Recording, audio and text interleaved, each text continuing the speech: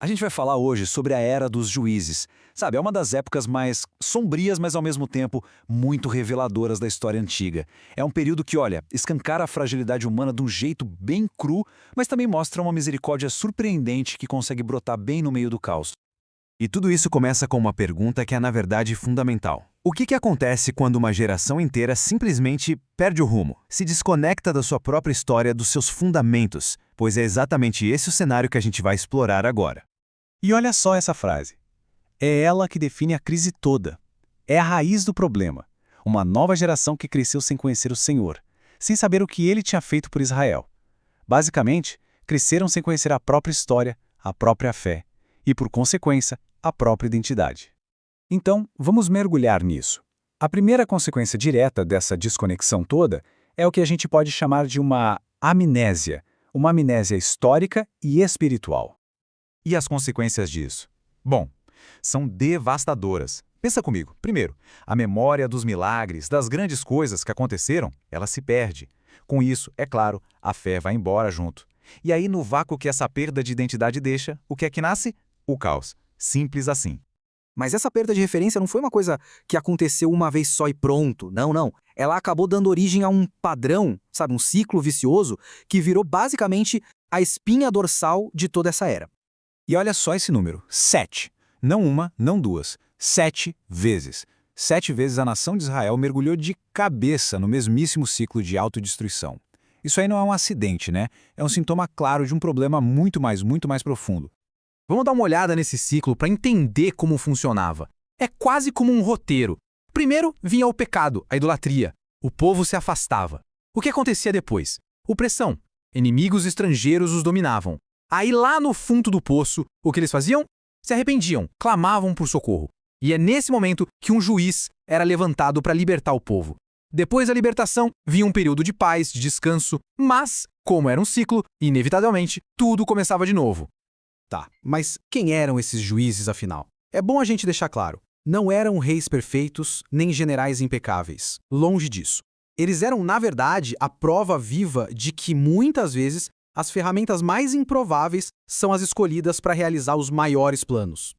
Pega o caso de Gideão, por exemplo. Quando o anjo do Senhor aparece para ele, Gideão não tá lá, sabe, num campo de batalha, todo corajoso. Ele tá escondido, malhando trigo num lugar de pisar uva, só para não ser visto pelos inimigos. E é para esse cara, morrendo de medo, que o anjo diz: "O Senhor está com você, poderoso guerreiro." E o resultado disso tudo? Bom, Gideão, com um exército minúsculo, só 300 homens, derrota uma força inimiga que era incontável. E o jeito que eles fizeram isso é o mais incrível. Não foi com espada, não foi com lança, foi com jarros de barro, tochas e trompetas. A estratégia toda foi feita para deixar uma coisa bem clara. Essa vitória não veio da força humana, de jeito nenhum. Era divina. E esse tipo de coisa ilustra o padrão perfeitamente. A gente tem Débora, uma profetisa, que de repente assume a liderança militar e judicial da nação inteira numa época em que os homens hesitaram. E tem Jael, uma civil, uma mulher comum, sem posição militar nenhuma, que acaba sendo a pessoa que derrota o general inimigo de forma bem decisiva. Fica claro que as pessoas escolhidas são aquelas que a sociedade da época jamais imaginaria. Mas, olha, talvez nenhum juiz represente melhor o tema dessa era do que Sansão. Ele era uma contradição ambulante. De um lado, uma força que vinha de Deus, uma coisa sobrenatural, capaz de feitos lendários, tipo matar um leão com as próprias mãos. Mas, do outro lado, uma fraqueza pessoal devastadora. Ele não tinha autocontrole, era movido por paixões que, no fim, o levaram para a ruína. Sansão era o retrato perfeito do povo, cheio de dons divinos, mas com um coração totalmente indisciplinado. Até agora a gente falou dos inimigos externos, dos ciclos de opressão. Mas tudo isso era só o sintoma. A verdadeira raiz do problema estava em outro lugar. Era um inimigo que vinha de dentro. E aqui está o ponto crucial de tudo. O verdadeiro inimigo de Israel não era a nação vizinha A ou B, era a idolatria. O problema não eram as ameaças lá fora, mas o coração dividido do povo aqui dentro. Era um problema que nascia de dentro para fora.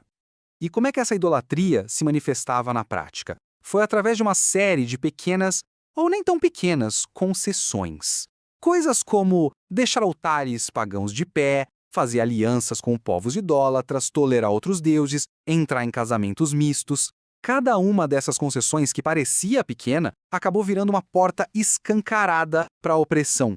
E tudo isso somado nos leva à conclusão que é, bem, sombria e inevitável para esse período. Depois de séculos repetindo esse ciclo, a nação chegou no fundo do poço.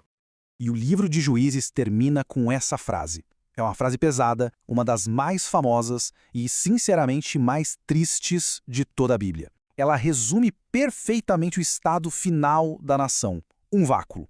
Um vácuo completo de liderança e de autoridade moral. Pensa só no que essa frase significa. Cada um fazia o que lhe parecia certo. Isso é a definição de relativismo moral, onde não existe mais um padrão de certo e errado. É a receita perfeita para o caos social, para a anarquia. É uma nação completamente sem bússola, sem norte. E é aqui que a gente chega na grande lição que essa narrativa toda constrói. Toda essa história de fracasso, de ciclos que se repetem, de heróis cheios de defeitos, tudo isso aponta, dentro da lógica do texto, para uma necessidade humana muito profunda. A necessidade de um líder que não falhe, de um rei perfeito, que possa finalmente estabelecer uma paz que dure de verdade. O que nos deixa com uma última pergunta para a gente refletir. Se a gente pensar bem, a Era dos Juízes funciona quase como um grande experimento histórico, né? Um experimento que mostra o resultado inevitável da liderança humana quando ela é falha. Então, a questão que fica ecoando através dos séculos é: que tipo de liderança seria capaz de finalmente quebrar esse ciclo e trazer uma paz permanente?